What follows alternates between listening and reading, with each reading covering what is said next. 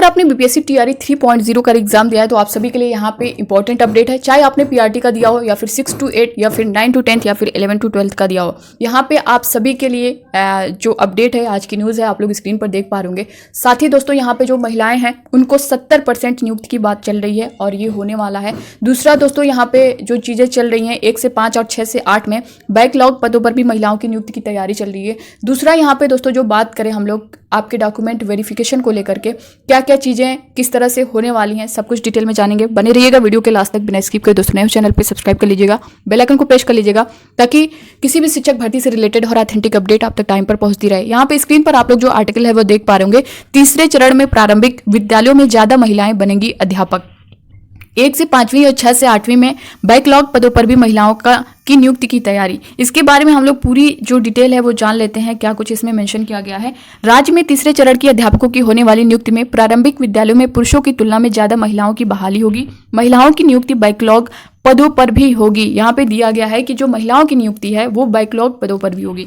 राज्य में 1 से 5वीं एवं 6 से 8वीं कक्षा के विद्यालय अध्यापकों की नियुक्ति में महिलाओं को 50% आरक्षण है। तीसरे चरण में 1 से 5वीं व 6 से 8वीं कक्षा के विद्यालय अध्यापकों की नियुक्ति के लिए जिलों में जिला शिक्षा पदाधिकारी के स्तर पर रोस्टर समाशोधन की कार्रवाई की जा रही है। इसके पहले चरण में 1 से 5वीं व दूसरी चरण में 6 से 8वीं कक्षा के विद्यालय अध्यापकों की नियुक्ति हुई है। तीसरे चरण में 1 से 5वीं 6 से 8वीं कक्षा के विद्यालय अध्यापकों की नियुक्ति की कार्रवाई प्रक्रियाधीन है। यहाँ पे देख सकते हैं इसमें महिलाओं के लिए 50% आरक्षण के अनुरूप नियमानुसार बैकलॉग की गणना करते हुए रोस्टर क्लियरेंस के निर्देश प्राथमिक शिक्षा निदेशक मिथिलेश मिश्र द्वारा राज्य के सभी जिलों के जिला शिक्षा पदाधिकारियों को 31 जुलाई को ही दिए गए हैं। उसके आधार पर हार्ड कॉपी एवं सॉफ्ट कॉपी में रिपोर्ट मांगे गए हैं। इसके लिए 1 सप्ताह का समय जिला शिक्षा पदाधिकारी को दिया गया था, उसकी मियाद पूरी होने वाली है।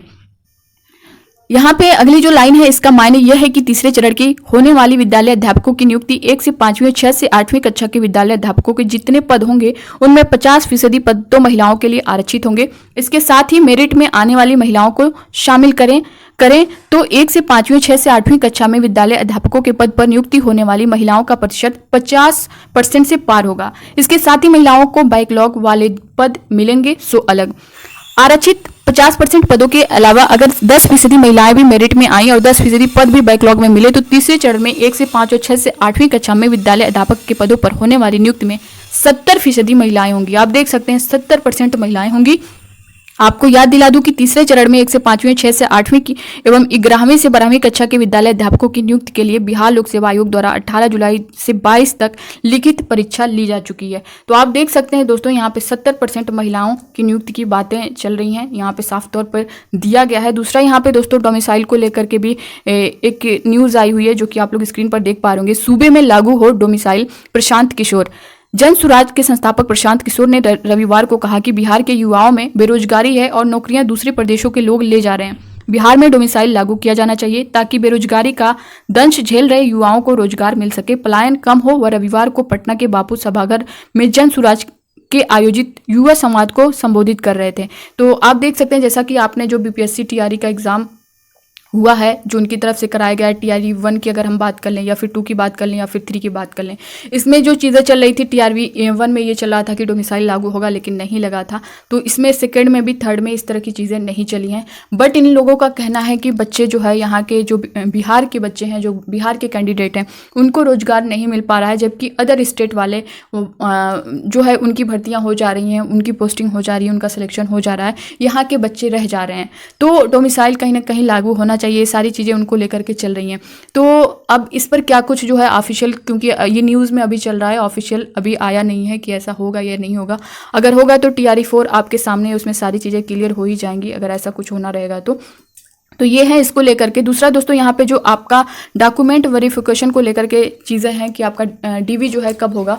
तो आपका ओएमआर शीट जो है, ये ओएमआर शीट और आंसर की अगर हम बात करें तो ये आपका जो डेट दी गई है वो मंगलवार की दी गई है। मंगलवार को जो है ये सारा प्रोसेस कंप्लीट कर लिया जाएगा और उसके बाद जो है ओएमआर शीट और आंसर की जारी कर दी जाएगी। उसके बाद आपका रिजल्ट जो है वो बीपीएससी टीआरई 3 का रिजल्ट अगस्त के 3rd वीक या फिर लास्ट वीक में जो है जारी कर दिया जाएगा, इनकी तरफ से बोला गया है। तो बहुत ज़्यादा टाइम नहीं लेंगे ये लोग, आपका रिजल्ट जारी होगा, उसके बाद जो है आपकी काउंसलिंग भी स्टार्ट हो जाएगी, डीवी आपके स्टार्ट हो जाएगी। तो आप लोग जो ज़रूरी दस्तावेज हैं आपको तैयार रखना है। आपका जो आधार कार्ड होगा, आधार कार्ड के से लिंक जो आपका मोबाइल नंबर होगा, क्योंकि जब आप वेरिफिकेशन के लिए जाएंगे तो उस पर OTP आएगा, तो वो आपके लिए बहुत ज़रूरी है। वहाँ से कई बच्चों को पिछली बार बाहर कर दिया गया था सिर्फ OTP न आने की वजह से, तो आप इस चीज़ को ध्यान में रखिएगा। दूसरा दोस्तों, जो आपकी डिग्रियाँ हैं, जो मार्कशीट हैं, वो आप लोग अब अपने पास रखिए, चाहे हाई स्कूल की हो, इंटर की हो, ग्रेजुएशन की हो, चाहे आपने BEd DLEd जो भी किया हो, सीटेट किया हो, सब कुछ आपको अपने पास रखना है। जो नहीं है, हाँ, जिसमें मिस्टेक है, जिसके मार्कशीट और सर्टिफिकेट में कुछ ना कुछ मिस्टेक है, तो आप लोग करेक्शन करवा लीजिए अगर पॉसिबल हो तो। अगर नहीं करवा पा रहे हैं तो आपको एफिडेविट लगाना पड़ेगा, एफिडेविट से भी आपका काम हो जाएगा। तो ये सारी चीज़ें आपको रखनी हैं और ये बहुत ज़रूरी हैं, इसको आप लोग तैयार रखिए। और जिनके बहुत से बच्चों के ऐसे हैं कि जो रिसेंटली अभी BEd DLEd किए होंगे, उनके जो सर्टिफिकेट मार्कशीट जो डिग्री है वो अभी नहीं आ पाती है, तो आप लोग पहले से अप्लाई कर दें, आपको मिल जाएगी। तो डॉक्यूमेंट को लेकर के आपको ये सारी चीज़ें, क्योंकि वहाँ पे जब DV होता है ना, तो एक एक चीज़ के लिए आपको हटना पड़ता है, आपको हटा दिया जाएगा, बाहर कर दिया जाएगा। तो ये सारी चीज़ें ध्यान में रखनी है। साथ ही दोस्तों, सीटेट फीमेल को लेकर के बहुत से अभ्यर्थियों का कमेंट आ रहा था कि मैम हम फीमेल हैं और बिहार से बाहर के हैं, तो क्या हम 82 से 90 के बीच हैं तो हम सेफ़ रहेंगे। दोस्तों देखिए, अगर आप फीमेल बिहार से हैं तब तो ठीक है, आप सेफ़ हैं, क्योंकि वहाँ 50% आरक्षण आपको मिलेगा। दूसरा, अगर आप बाहर के हैं, यानी बिहार के बाहर की हैं, अदर स्टेट की, मान लीजिए यूपी की हों या फिर छत्तीसगढ़, महाराष्ट्र कहीं की भी हों, तो आपको वहाँ पे आरक्षण नहीं मिलेगा। इस वजह से आपका 90+ होना चाहिए, चाहे आपका सीटेट की बात कर लें या फिर STT में आपका 75+ होना चाहिए अदर स्टेट वालों को। तो ये सारी चीज़ें आपकी होनी चाहिए। अगर इसके अंदर होगा तो आपको उसके लिए बाहर किया जाएगा, क्योंकि पिछली बार बहुत से अभ्यर्थियों को ले लिया गया था, नियुक्ति भी हो चुकी थी, वो अपना डेली जो है क्लासेस भी ज्वाइन करते थे। उसके बाद जो है सारी चीज़ें चेकिंग हुई, उसके बाद उनको बाहर कर दिया गया। तो आपको ऐसा कोई रिस्क नहीं लेना है। जो भी चीज़ें आपको लग रही हैं कि ये लीगल नहीं है, आपको वहाँ पहले से ही खुद को बचाना है, हट जाना है, क्योंकि फिर वहाँ जा करके आपको सब कुछ लगा करके वहाँ आप ज्वाइनिंग के बाद फिर से आपको बाहर किया जाएगा। तो वो सारी चीज़ें पहले आप कर लीजिए। तो ये थी दोस्तों इससे रिलेटेड पूरी जानकारी जो कि मैंने आप सभी को दे दी है। बाकी इससे रिलेटेड आपके मन में कोई डाउट होगा, आप लोग कमेंट बॉक्स में कमेंट करके ज़रूर बताइएगा। नए हो चैनल पे सब्सक्राइब कर लीजिएगा, बेल आइकन को प्रेस कर लीजिएगा, ताकि इसी तरह की ऑथेंटिक अपडेट आप तक टाइम पर पहुंचती रहे। Thank you.